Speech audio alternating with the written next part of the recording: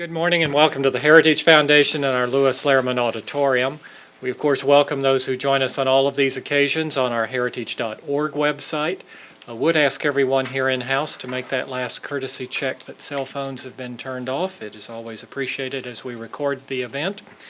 And of course we will post our program on the Heritage homepage within 24 hours for your future reference. Internet viewers, of course, again are reminded that questions can always be submitted simply emailing speaker@heritage.org. Hosting our discussion today is Dakota Wood, Senior Research Fellow for Defense Programs in our Douglas and Sarah Allison Center for Foreign and National Security Policy. He served our nation for 2 decades in the U.S. Marine Corps, retiring in 2005 as a lieutenant colonel. During his service, he participated in the planning and execution of operations, including Operation Enduring Freedom and Operation Iraqi Freedom. He also served as a strategic analyst for the Commandant of the Marine Corps, as well as an assignment at the Office of Net Assessment. Following retirement, he helped organize the National Biosurveillance Integration System, a Department of Homeland Security effort. From 2006 to 11, he was a senior fellow at the Center for Strategic and Budgetary Assessments. After that, he served as a strategist for the U.S. Marine Corps Special Operations Command. Please join me in welcoming Dakota Wood. Dakota? Appreciate it. Thank you very much. It's great to have you all here. Appreciate you all coming out. And then we've got a very nice, distinguished set of panelists right here. I'm going to start with Dr. Lead, who I believe might have to leave a little bit early. So we'll start off with her and then proceed. I'll introduce each one in turn and then open it up for a Q&A. Clearly the topic is the Army Aviation Restructuring Initiative. It's been in the news quite a bit. There's certainly congressional interest. Sides have been chosen and lines drawn between the active Army and the National Guard representative organizations. And what we would like to do today is just lay out the various issues as the various panelists understand them. They will present their positions on that and entertain any questions that you all might have. And hopefully we can better inform the debate and assist those that are in positions to make decisions to make better informed decisions. So I'll start off with Dr. Martin Lead, who's Senior Advisor at Harold Brown Chair in the Defense Policy Studies at CSIS. Works on a variety of defense-related issues and has for some time. Senior Advisor, Chief of Staff of the Army, has been a Senior Fellow and Director at the New Defense Approaches Project at CSIS. She was also a Special Assistant to the Vice Chairman of the Joint Chiefs of Staff from 2005 to 2008. From 2001 to 2005, a professional staff member on the Senate Armed Services Committee, was a doctoral fellow at RAND in the mid-90s, analyzing a whole range of military issues. Received her PhD in quantitative policy analysis from the RAND Graduate School, and turn to you for your comments on the topic. Thanks very much for hosting this, Dakota. I appreciate it, and for including me. I want to, of course, start with the standard disclaimer that these are my personal views and not those of my institution, because there's some disagreement within our institution about these things. So this is just me talking. I want to principally focus on one substantive component of this debate, and then on a sort of a broader set of issues, because I was responsible for the readiness portfolio when I was on the Armed Services Committee, and so I want to talk a little bit about readiness, also because I think that's one of the Army's most acute challenges right now, as they try to rebalance the rest of their force to get through the sequestration issues and the budget cuts. So there's been some discussion about whether freezing the proposed plan in FY15 would have any significant impacts, and some claims that because no aircraft are scheduled to move in FY15, it would not be an issue. I think that's not entirely true. It is true that while no aircraft are scheduled to move, it certainly is going to affect training of pilots in both components and the funding associated with that.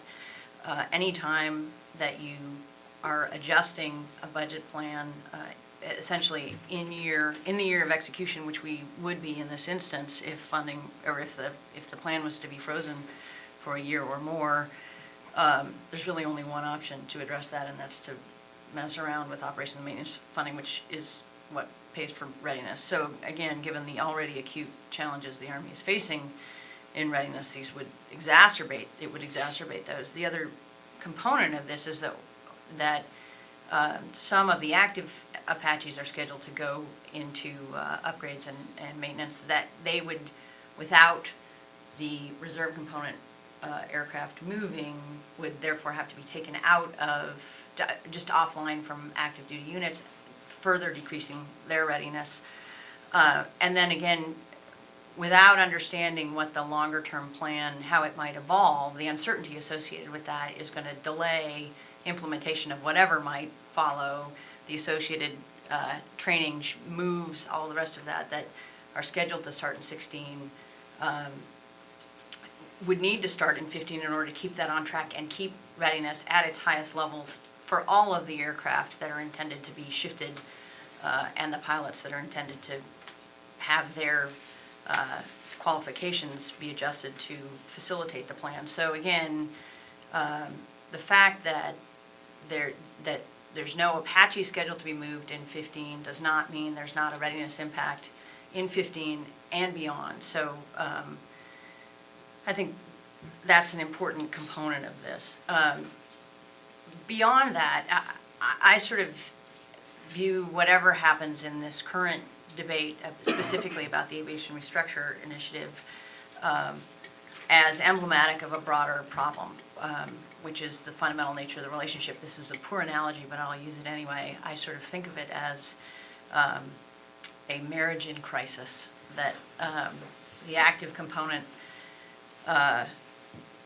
to some degree feels as if the reserve component has cheated on them by going to Congress, and the reserve component says, well, I had no option, you were ignoring me and not listening to my needs, and both sides take every element of this discussion against that, in that context. And so there's a huge lack of trust, there's a huge gap that has to be overcome, because my personal view is this is not the end of the budget crisis, and we're going to have to revisit this in lots of different contexts. And we are not on a good path to do that in a constructive way going forward. So this is, again, I think, sort of the opening skirmish in what's going to be a longer and very important discussion, because we can't have a divorce. That's not good for the country. That's not good for the active or the reserves. So it's not really an option. And so we've got to find a way to interact more constructively and get past, again, this quite pronounced trust gap. And to that end, my personal view is, I think a commission, first of all, is, I would argue, inevitable.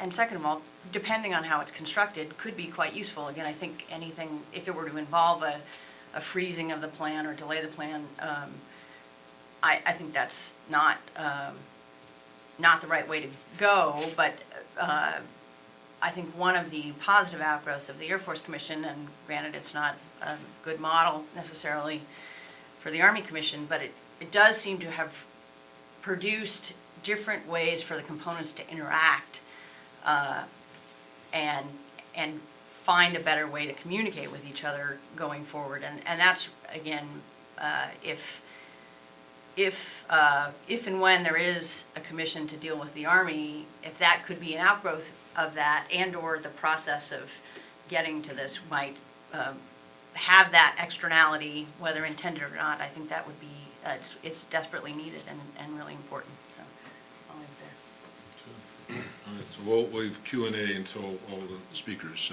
Turn to Dr. Ben Freeman. Dr. Freeman's a policy advisor for national security at Third Way. He specializes in DoD personnel issues, weapons procurement, has just recently authored, or not too far in the past, a great publication, The Foreign Policy Auction, which was an investigation into foreign influence through American industry. He has testified before Senate Armed Services Committee. His work and commentary on national security issues appeared in various publications and in various media formats. Prior to joining Third Way, Dr. Freeman was a national security investigator at the Project on Government Oversight, which is well known in town here. Earned his PhD in political science with Texas A&M. So shout out to Texas, I imagine. There we go. Where he was also an instructor in political science department and the Bush School of Government and Public Service. So Dr. Freeman. Thanks a lot, Dakota. And a big thanks to the Heritage Foundation for having me. I'll sort of level with you before I begin speaking that I honestly thought when I got the invite to this that it was bring a Democrat to work day at Heritage. We would have gone open collar and no red Right. ties. I would have worn my Birkenstocks, totally different attire. But then Dakota and I sat down. We started talking. I talked with Brian as well about the issue too, and I quickly realized by talking to you guys and reading what Heritage has put out on this that despite maybe being from different sides of the aisle here, that we were very much in agreement on this issue. I think this is a good proposal. What the Army is trying to do here, I think it's good for the country and it's good for the total force. You really don't have to take my word for it.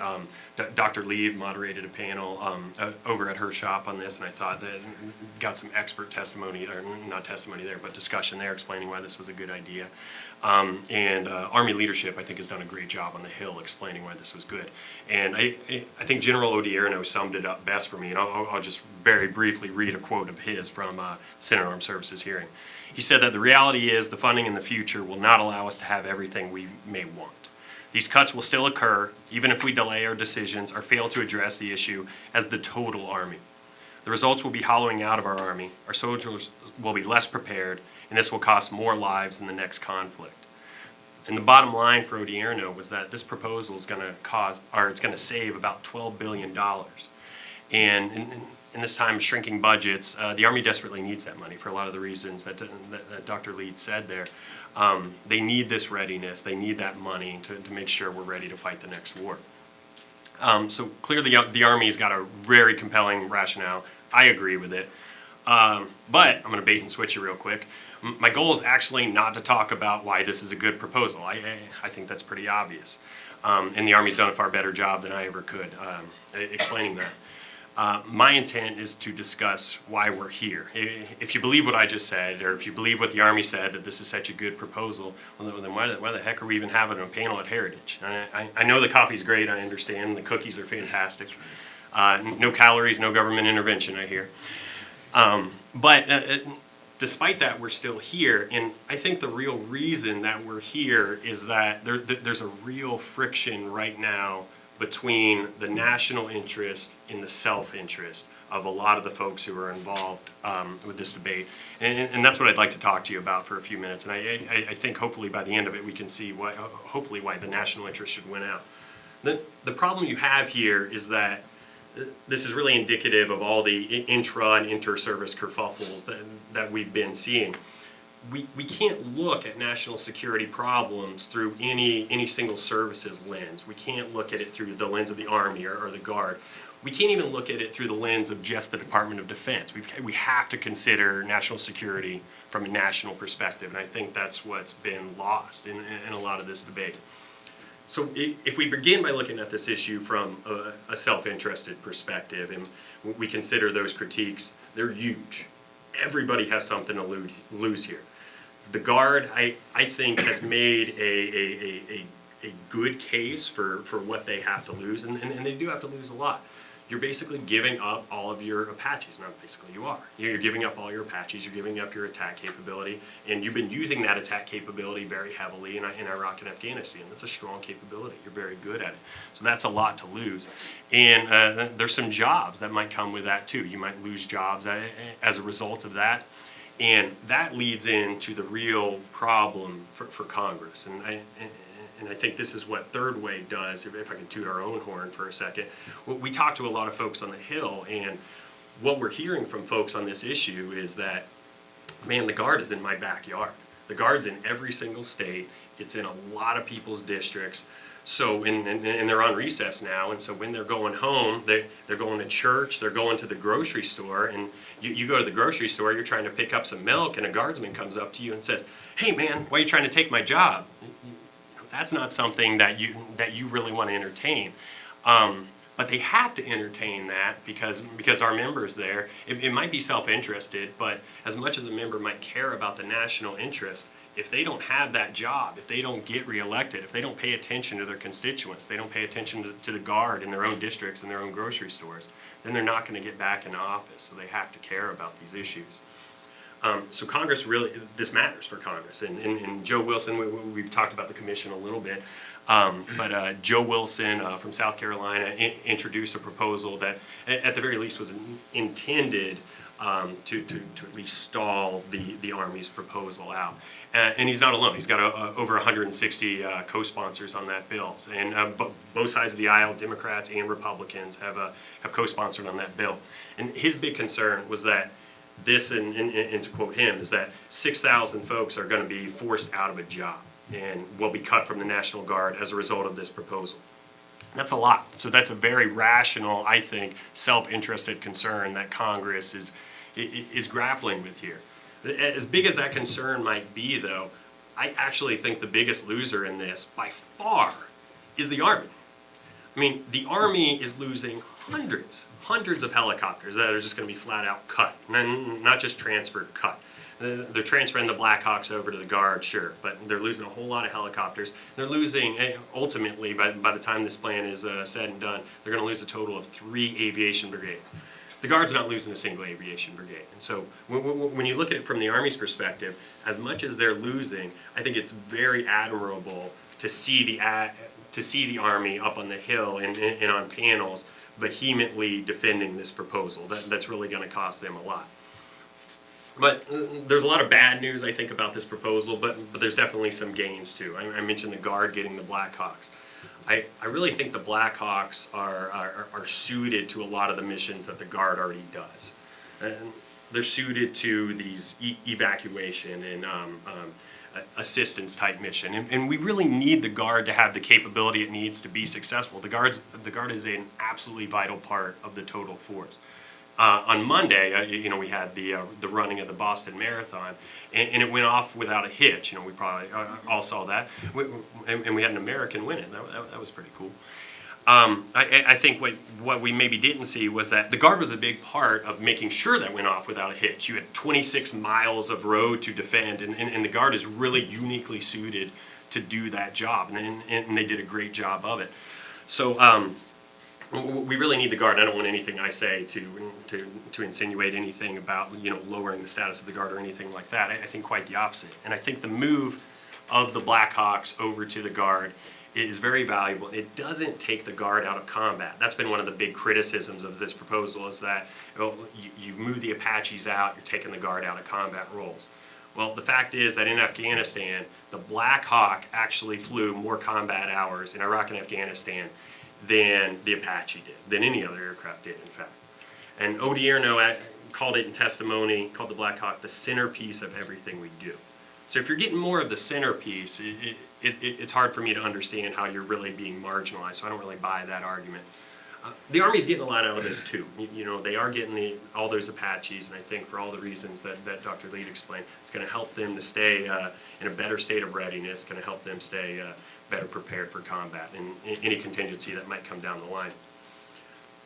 So if everybody, as good as those gains might be, I still don't think they overshadow the sort of self-interested losses. So if you look at this from a purely self-interested perspective, we wouldn't be having this panel. We wouldn't be having this debate. The Army would just go, holy heck, I don't want to lose 3 aviation brigades. And the Guard would say, well, I'm not giving you the Apaches. And Congress would say, good, everybody keeps their jobs. Re-elect me, thank God.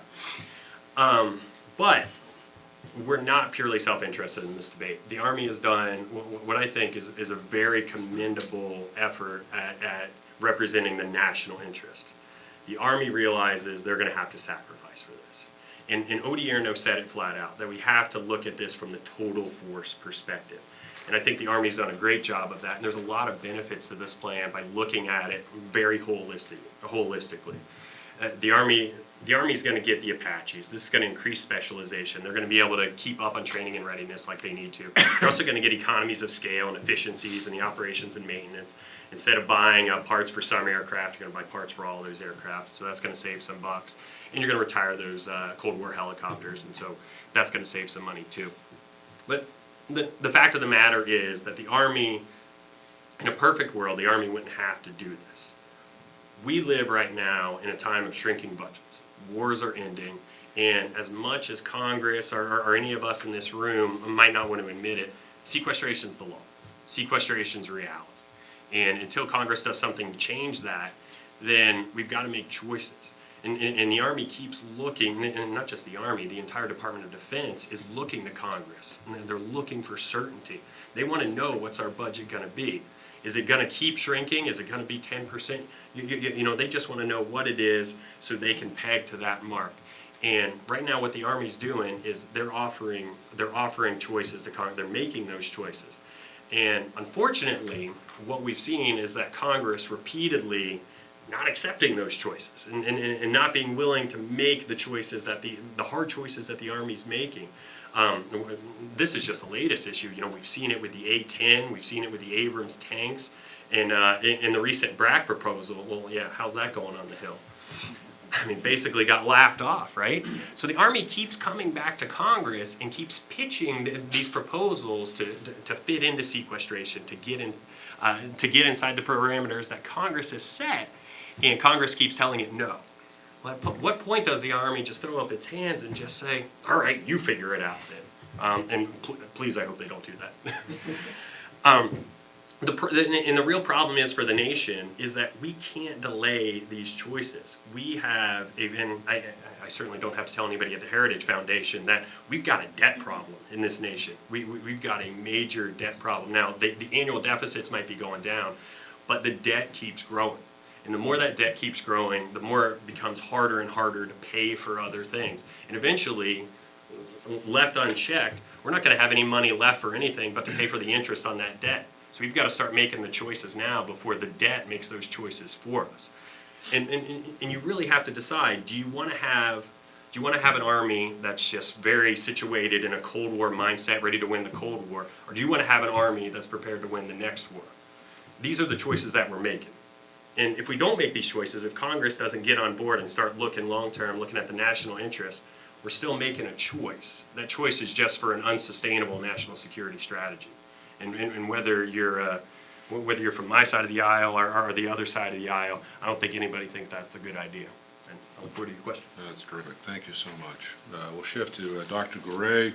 I accused Dan last fall, I believe, of not being able to hold the job because he's been so many places and done so many things. Currently the vice president with the Lexington Institute, headquartered in Arlington, involved in a wide range of issues as part of the Institute's national security program. He's held senior positions in both the private sector and the government. Most recently, he was a member of the 2001 Department of Defense Transition Team. He has served as a senior analyst on national security and defense issues with the Center for Naval Analyses, CNA, SAIC, Science Applications International Corporation, SRS Technologies, R&D Associates, the list goes on. Prior to joining Lexington, he was Deputy Director for the International Security Program at CSIS, where he really was responsible for analyses of a whole range of issues affecting national security and national defense. Also has done extensive consulting and teaching, notably at Johns Hopkins, National War College, Naval War College, Air War College, National Defense University, well-known and respected presence across multimedia outlets, and he holds a PhD degree in international relations and Russian studies from Johns Hopkins as well. So, Dr. Gouret.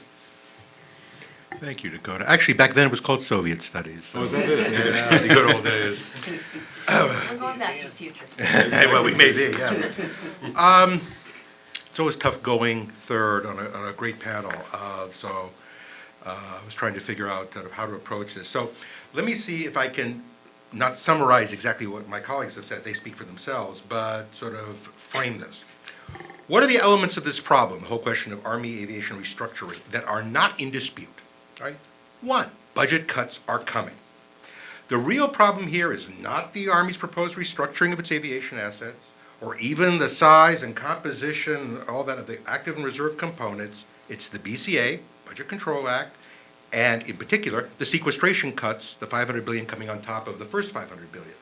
If there's a fight to be waged here, it should be between advocates for the military readiness, for capabilities, for force structure, whether on the active or reserve side, and our political leaders. I think Ben had this exactly right. That's where the fight should be, not between parts of the Army or among the services. Now, that said, cuts are coming, and they're very real. So there is a need across the board, but let me stick with the Army, not only to reduce force structure, just to bring it down, shrink the size, but also to pursue targeted cost avoidance strategies. That is really behind the rationale behind the effort to retire the Kiowa Warriors and to make do with Apaches plus the Gray Eagle drones in sort of a manned-unmanned mix. The Air Force is trying to do the same thing with the A-10. Not that it's the right decision, if you want to call it, or a good decision. It is the best of a set of only bad choices. Secondly, requirements. Right? This particular set of decisions on Army aviation, but more broadly, the way the force structures are being evolved, is driven by decisions on and formulations on defense strategy. The strategy has been very clear. The QDR, 2014 Quadrennial Defense Review, didn't change that from what it had been in 2012. Right?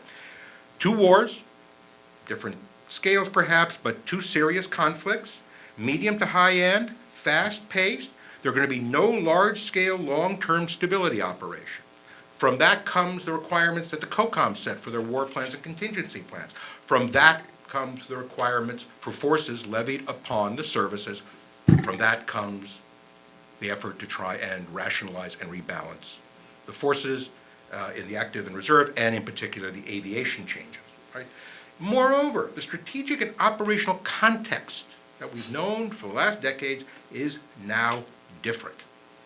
You can argue that, and if the National Guard wanted to argue that issue, I would be much more amenable to some of their positions, but they don't.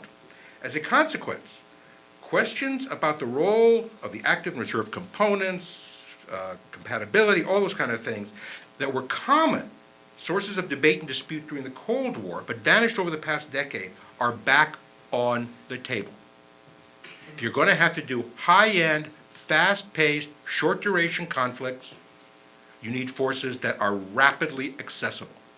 And the training requirements to build together large BCT, Brigade Combat Team, or Aviation Brigade size units for out of the Guard is a challenge. Simply put, it's got to be a challenge. A throughput problem, simply accessing training facilities, is going to be a problem. That is not a choice the Army has. That's the situation they have been given. In a sense, they're asked to do, the whole military, to do more with less, and this is a reasonable approach to having to do that. Change the requirements, get a different answer on force structure. Third argument that's not in dispute, the adversaries are getting better. They're learning from us, they're learning from each other, they're learning from their own mistakes. Access to technologies is getting better. That kind of thing. So, there may be even argue, you can say more of them, whether you're thinking about North Korea, China, Iran, Syria, Russia, the list is getting big. One has to consider this in the context of threats. Were there no threats, we could have a different discussion. Or, in fact, the outcome of this discussion, this debate, might be less concerning to a lot of us. Fourth issue, it's not in dispute, technology. It's becoming more expensive, more costly, more demanding in many cases on operators and maintainers, and even more significantly, there's now the role of networking, integration, and joint operations.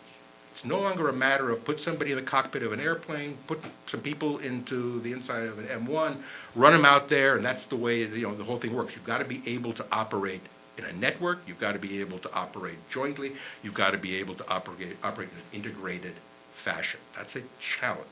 And as the technology changes, just an example, the new Block 3 Apache, that becomes, more of a challenge in terms of training. So training requirements, my fifth point, training requirements can get tougher and are getting tougher, particularly as the technology gets more complex, or you're dealing with new operating concepts such as manned, unmanned, swarming, joint operations. Sixth point, we have to recognize the performance of the National Guard over the past decade, in a sense from a standing start, has been stellar. Cannot take that away from them, nor should we.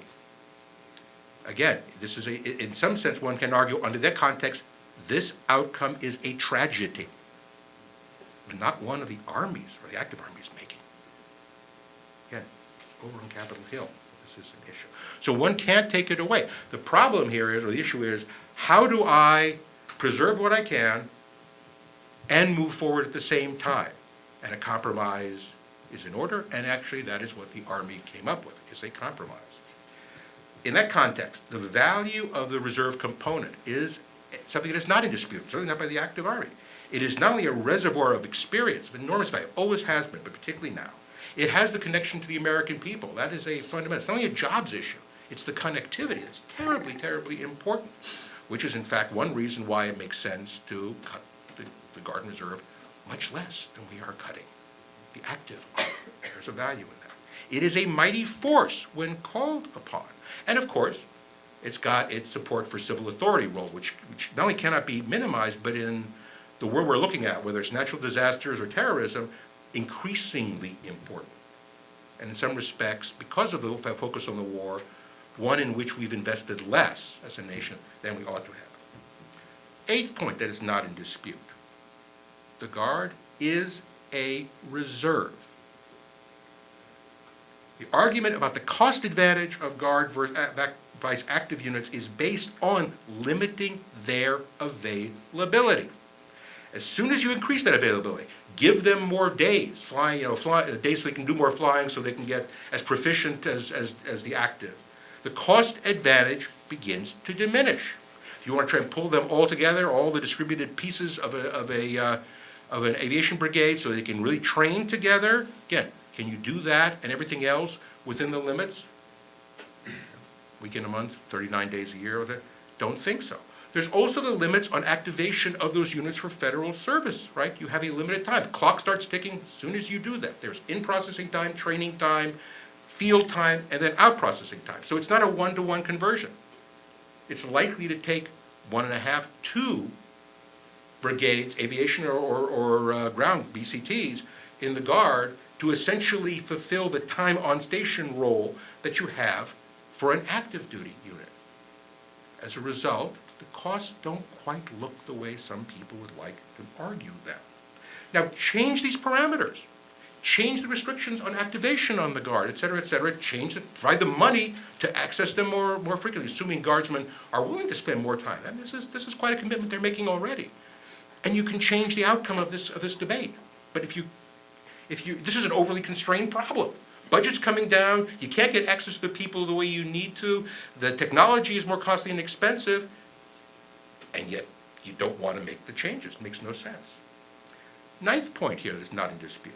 The proposed restructuring the Army is offering was not a slapdash, put it together, disregard, but the result of about a year's worth of analysis, repeated debates, repeated reviews, and repeated decisions to which there were, in fact, reclamas by the Guard. The Cape, for example, we know, proposed much deeper cuts to the Guard, not just on aviation, overall. The current plan, has been pointed out, cuts the active component much more deeply than the reserve, generally, and in particular, in aviation. That's just a fact. Finally, a point that's not in dispute. National Guard was involved in this decision-making process all the way. It was heard repeatedly. And now, because it doesn't like the outcome of this, it essentially wants to take a left or right turn, depending on your politics of this thing, or whether you're in the center is third way, and find another way of achieving their ends, not based on analysis, debate, and decision. So what elements are in dispute? Frankly, not much. You heard it here. The distribution of the cuts overall, one can argue about the wisdom, in the abstract at least, of retiring the Kiowa Warriors, particularly since we put money into them. Right. Would have a different problem. If I wasn't retiring the Warriors, I wouldn't be doing some of the changes on the Apaches. We could sort of do a redistribution. Can't afford it. So unless you want to sort of argue, I'm going to play with the deck chairs on this Titanic, which is in fact what the debate seems to be about. The purpose and value of retaining the Apaches in the National Guard, given all the things I've said before that aren't in dispute, other than as some have argued, a manhood issue. Right, it means that there's going to be a distinction, perhaps a growing distinction, between the capabilities, roles, missions, etc. of Guard and the actives. That's not desirable. It is inevitable because of the budget situation and the resulting requirement for force structure cuts. Third, which is, I think, an issue in debate, the identity of the National Guard. During the last decade, it really shifted very successfully from a strategic reserve to an operational reserve. And in fact, to really almost an active parallel, what do you call it, sidekick, buddy, co-conspirator, all the rest, with the active component, and did beautifully. We are in a world where it seems, unless somebody wants to argue that case, it is going to have to go back from an operational to a strategic reserve. That's the reality we are facing. There's just no alternative, given the money in particular, and the kind of missions and threats we're going to have. So let me conclude with a question really in this. What's the point of a commission? Now, if I thought that sort of Marin's description was a likely outcome, I'd actually be for it too. I don't think so. I honestly think that this is either a delaying tactic or simply will kind of, trim the decision at the edges. So we'll have a 3,000 fewer guardsmen cut here, 100, 10 helicopters moved over here. I mean, that's to a certain degree, if you go look at the Air Force Commission, some of the decisions were quite sort of large and useful, and a whole bunch of them were really, I would almost call them nitpicks.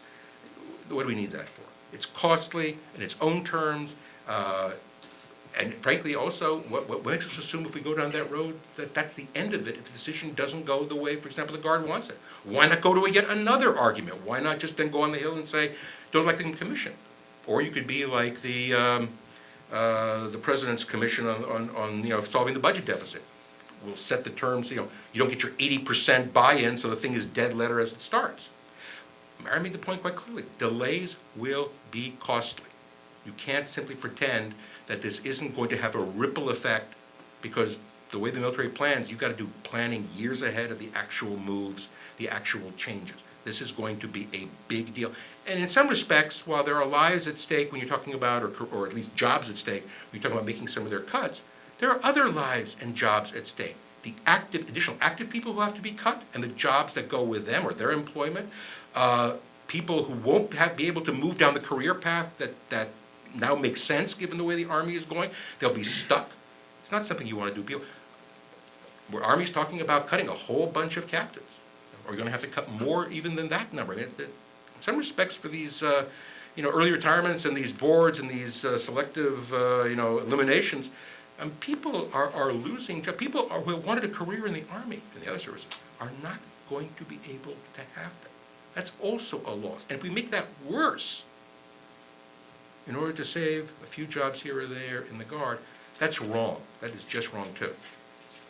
All right, and then lastly, right, this is an Army, both components, that is trying to, as the old expression goes, change the tires on the car while going down the road at 60 miles an hour.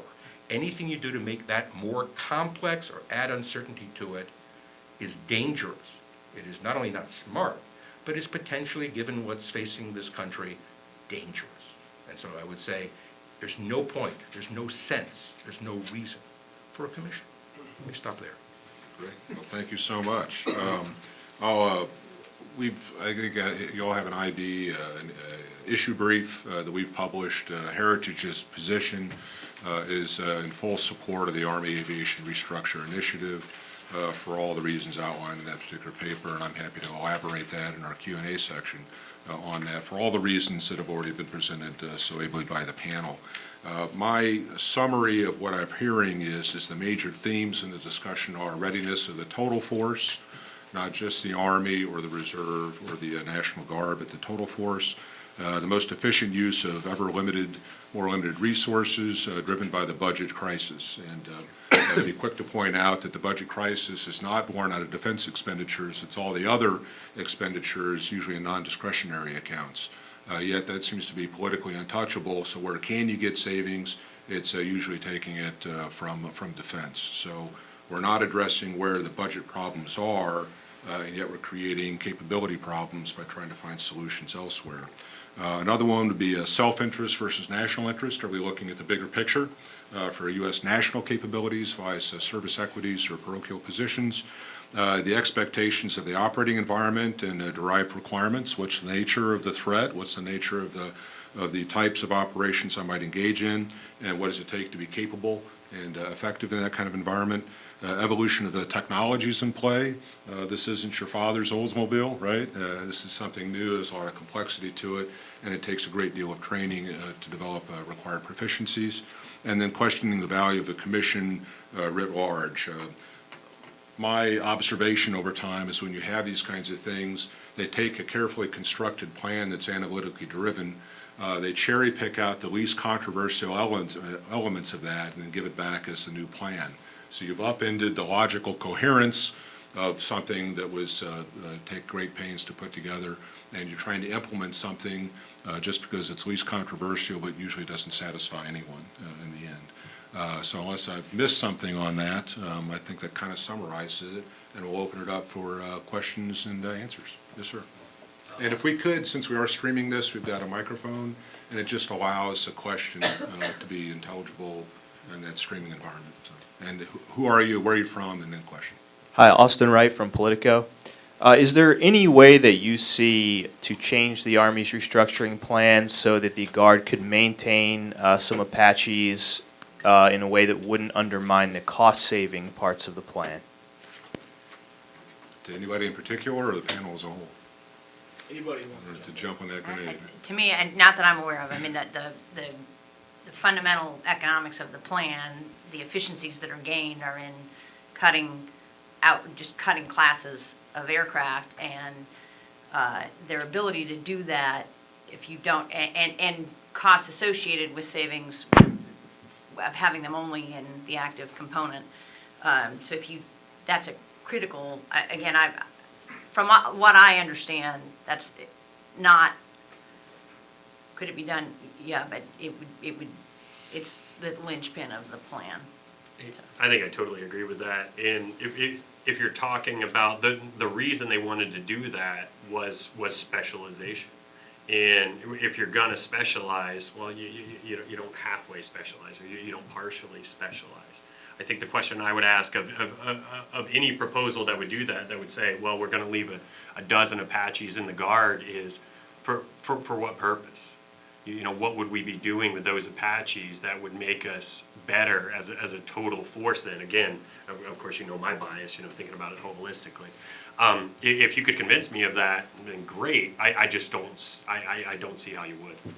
Actually, this is a lose-lose in some way if the Guard gets what some have been advocating. You don't get the better Blackhawks. You don't get the upgrades because there won't be the money for that. You get sort of this, you end up sort of having to shrink down what's available to the Army, right? Because it isn't like it's going to be able to swap out something else for the Apaches. It is not going to get, assuming it's cutting the Kiowa Warriors, which it's just simply got to do. That makes the training issues, the maintaining issues, even more problematic. So, in some respects, and then you have the billion-dollar problem. So I don't know any way around that. In fact, I would argue nobody wins under the Guard's proposal.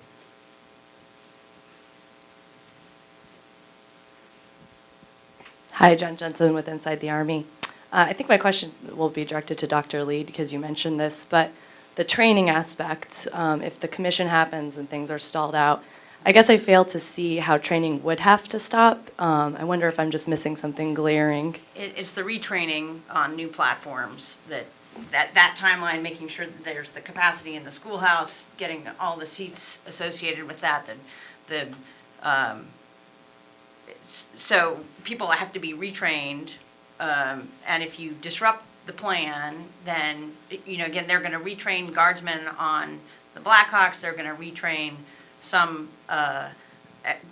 all of the cascading moves requires a significant amount of the retraining. And then again, you've got the training of the folks, the active units that would be getting additional Apaches. There's both individual training and pilot training associated with that, and then the actual unit training associated with that, which would be compromised as well. So it's both a schoolhouse issue and a unit issue. Now, my experience in just operational units, when you get a new piece of gear, you can't really use that, until you're trained up on it. So as Dr. Lee just said, before you would actually move helicopters to units that wouldn't yet know how to fly them, you have to front load that with your training pipeline to reschool not only the pilots, but also the maintainers. So you've got avionics technicians, you've got airframe technicians, you've got folks that handle ordnance. I mean, how does all that go together? So the unit has to be prepared for the reception of that particular platform in order to be able to use that effectively. So that has to happen in the coming year so that the move can occur of physical airframes in 2016 and beyond. Any other questions? Yes, ma'am. Valerie Encena with National Defense Magazine. Dr. Garay kind of touched on this, but what do you think is the suitability of the Apache for the reconnaissance mission? Do you think it's a good aircraft for the job, or is it really the only thing that the Army can afford? Danny, want to start with that?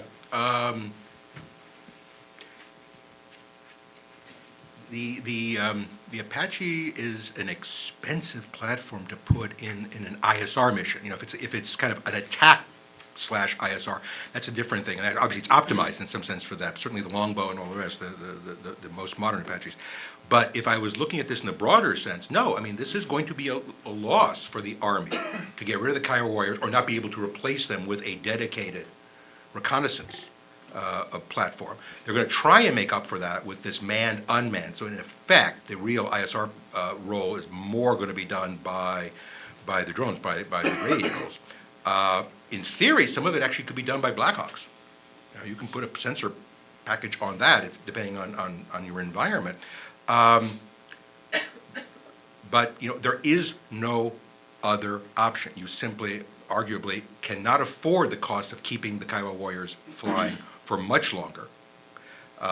And you can't afford a replacement for them. If you could, then this would be, again, a different debate than the one that we're having. But absent that fact, this is, you know, kind of making, again, the best of a bad series of choices, not a good solution in the absolute sense. I would completely agree with that, and I think I would just tack on or sort of add to that I hope when this is actually executed, you see more of the UAVs doing more scouting than the Apaches, because as Dr. Gray said, they're cheaper. I mean the operating cost, the flight cost, everything are significantly cheaper. Apaches are big, they're awesome, but they're really heavy. And so flying the Apaches, the operating cost per flight hour is significantly higher than the Kiowas, and it's higher than the UAVs. So you save some money the more you can have the UAVs do those missions. I do think what Dr. Lead had mentioned at the very outset, that this discussion about the rearranging of capabilities across the force is really a metaphor, is a great analogy for the larger debate occurring within defense, where based on reduced budgets, aging of platforms, whether it's an airplane, a ship, a ground vehicle, or what have you, the services are electing to go with multi-mission, multi-purpose platforms instead of single-purpose platforms. So if I can only buy one thing, I want it to be able to do as many things as possible. So where you would have a platform optimized for a single mission, it can be the absolute best at doing that, bar none. If you need something to do a whole range of things, you are going to have some compromises in some ways, but my thing can be retasked to do a greater variety of things. So I have fewer platforms and need each one of those things to do more things. But with the advantages of the proliferation of new technologies, I think it is true that the avionics package, the communications packages, the sensor packages aboard the Apache, when linked to these off-board systems, could provide a capability, but they have to get into that, test it, and see what the art of the possible is. But it is interesting the kinds of debates that occur when the defense budgets decline to the point where you have to make these trade-offs and make the best use of what you have and what you can actually afford. I think the other component of this is, you know, there's a lot of discussion about the costs associated with the various pieces of the plan, but when you talk to the people who conceived of the plan, and when they walked in the door, there was going to have to be some recalibration of aviation no matter what. I mean, unless we were continuing to do massive OCO budgets in perpetuity, but because the Army's aviation appetite was unfunded to a large extent over the longer term anyway. So they had a whole series of requirements that they didn't have funded, and so you know, I've talked to a fair number of sort of rotorcraft experts recently, and there's some very interesting charts about the relatively low slope of innovation in rotorcraft compared to civil aviation and certainly in other capability areas. That's a long-term challenge for us, and and there's some real potential for very dramatic improvements in rotorcraft more broadly, and we're not going to get there if we can't rationalize the plan that we have. We've got to have some investment in the future capabilities that are very real and possible, and if we've just got to, we had a plan that wasn't sustainable before the plan was put forward, and so this is sort of, in my mind, a necessary step to get to a future we're behind in pursuing as it is. So that's just a longer Can I just term. go back to what you said No. on the Yeah, you can. Okay, okay. So it's not bring Democrat to work today? On the multi-mission, I think in theory, when we're talking about multi-mission platforms, it's good in theory. The problem is that the history that we've seen in acquisitions is that the execution has not been good. And we've seen it, you know, from the F-35, we can debate the F-35 all we want, but I think it's less ideal than any of us would certainly like. And on the LCS there, I mean, it's been called acquisition malpractice. And I've actually been a very outspoken critic of the LCS, and what I call it is the Swiss Army knife of the sea, because it can do a lot of things, it just can't do any of them that well.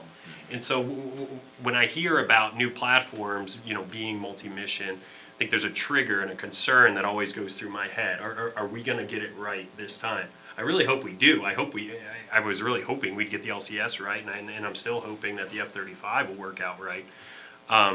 But I think it's a cause for concern, and it's something the DoD procurement needs to work. Yeah, it does come up to a point that Dan made, that Dr. Gray made, in terms of the nature of modern conflict and the nature of the opponents that you go up against. That if everybody else is getting better, and that's the rationale for, let's say, fifth-generation aircraft, right? Well, the Russians are developing this or the Chinese are developing that.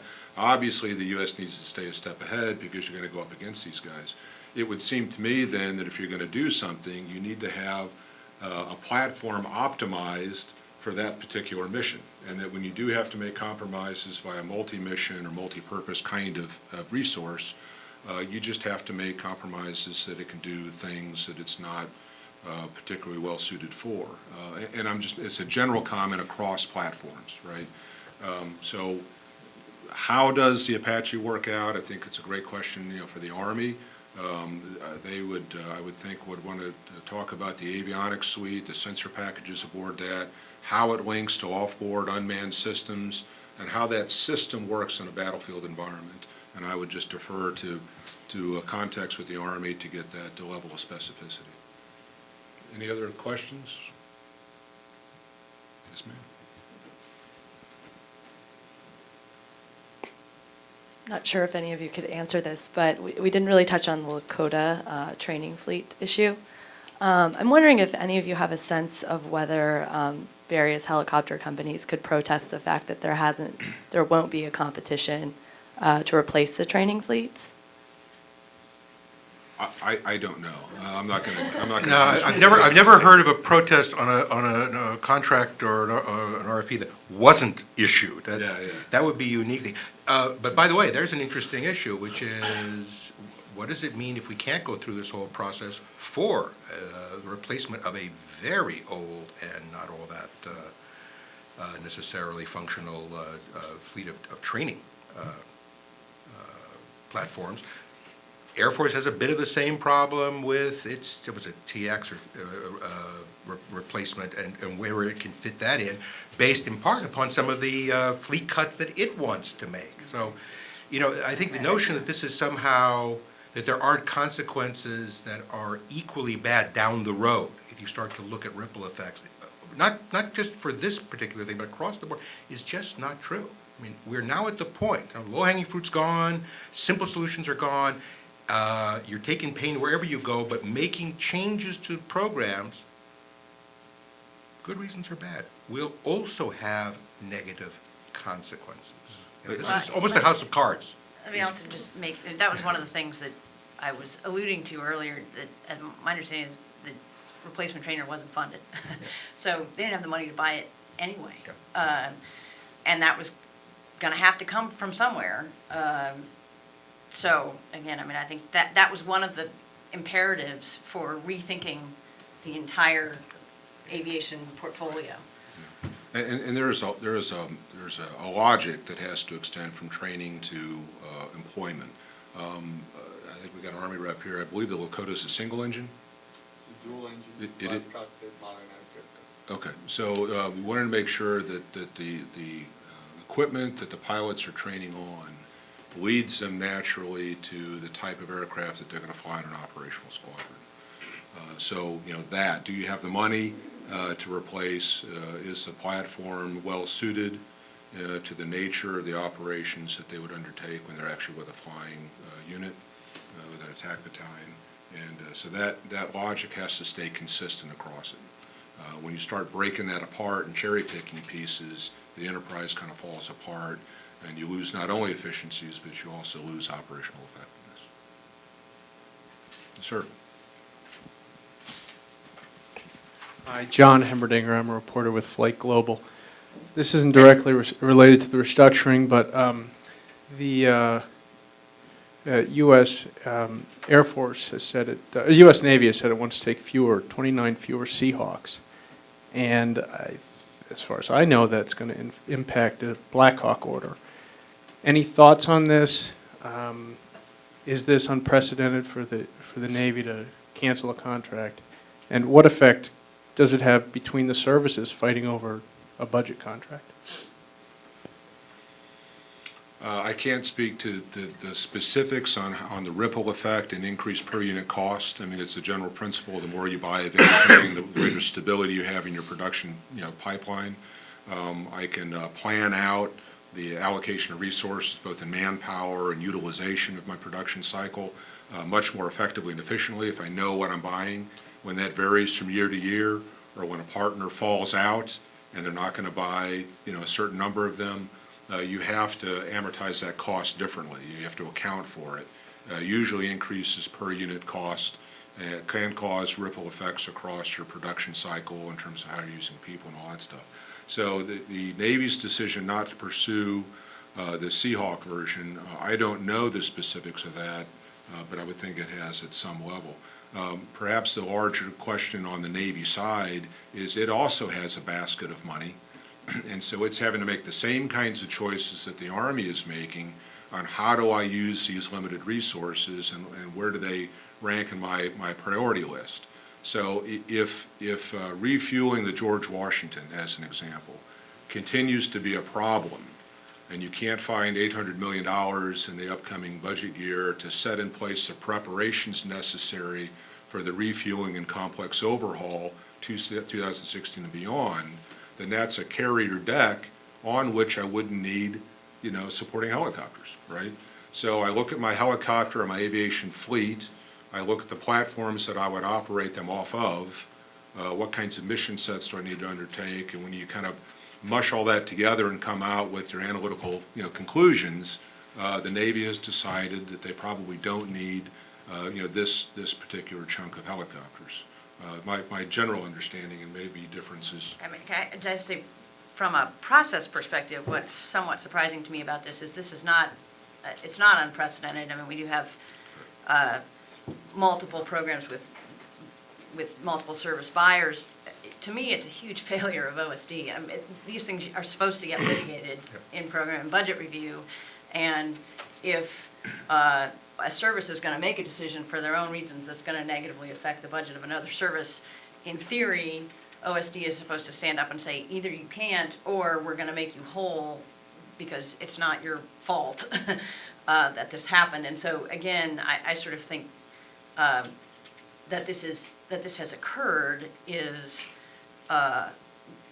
a generous interpretation would be the budget process has been so incredibly chaotic that it slipped through the cracks, and now it's playing out as the Navy's trying to understand the cost impacts, and Congress is trying to understand the cost impacts, and the Army's trying to understand the cost impacts. But it's always a fear when there are joint service programs, and it affects the service.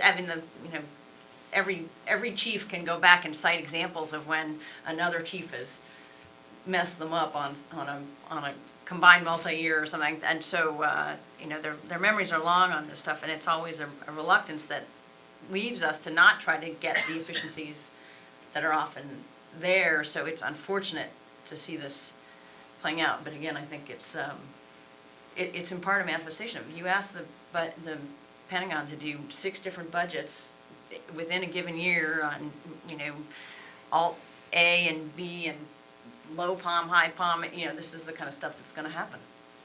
Yeah, Navy's debating its F-35, right? I mean, there's this question, do you And keep open? JLTV, JLTV is there's- another example on the ground side.